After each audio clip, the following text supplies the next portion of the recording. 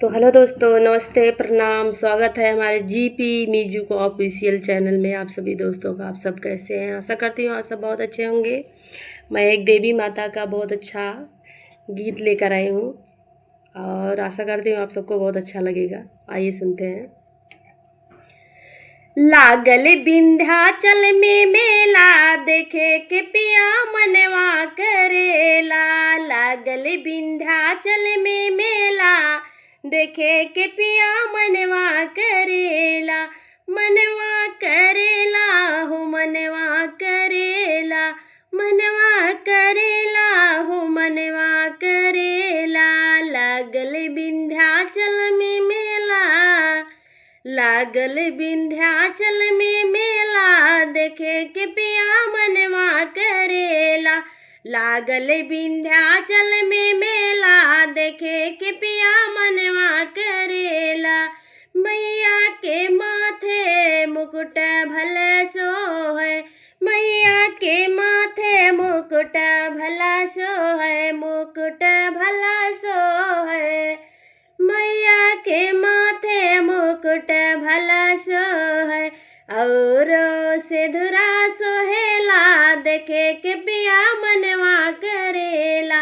लागल विंध्याचल में मेला, देखे के पिया मनवा करेला। लागल विंध्याचल में मेला, देखे के पिया मनवा करेला। मैया के हाथों तलवार भले सोहै, तलवार भले सोहै, तलवार भले सोहै।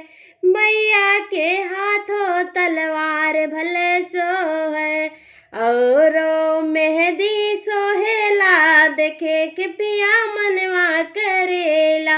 लागे विंध्याचल में मेला, देखे के पिया मनवा करेला। लागल विंध्याचल में मेला, देखे के पिया मनवा करेला। मैया के गले में हीरा भले सोहै, मैया के गले में हीरा भले सोहै। हीरा भले सोहै मैया, हीरा भले सोहै।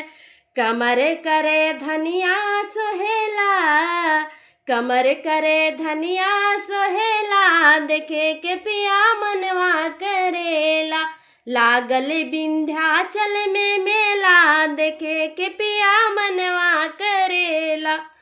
लागल विंध्याचल में मेला, देखे के पिया मनवा करेला। मैया के अंगों में चुनरी भले सोहै, चुनरी भले सोहै मैया, चुनरी भले सोहै। मैया के अंग चुनरी भले सोहै।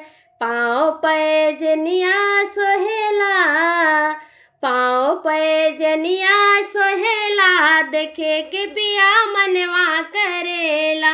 लागल विंध्याचल में मेला, देखे के पिया मनवा करेला।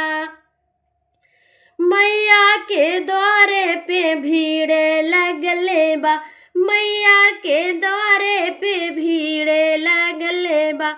भीड़ लगल बा मैया, भीड़ लगल बा, भीड़ लगल बा मैया, भीड़ लगल बा। और नारियल चढ़ेला, और नारियल चढ़ेला, देखे के पिया मनवा करेला। लागल विंध्याचल में मेला, देखे के पिया मनवा करेला। लागल विंध्याचल में मेला, देखे के पिया मनवा करेला।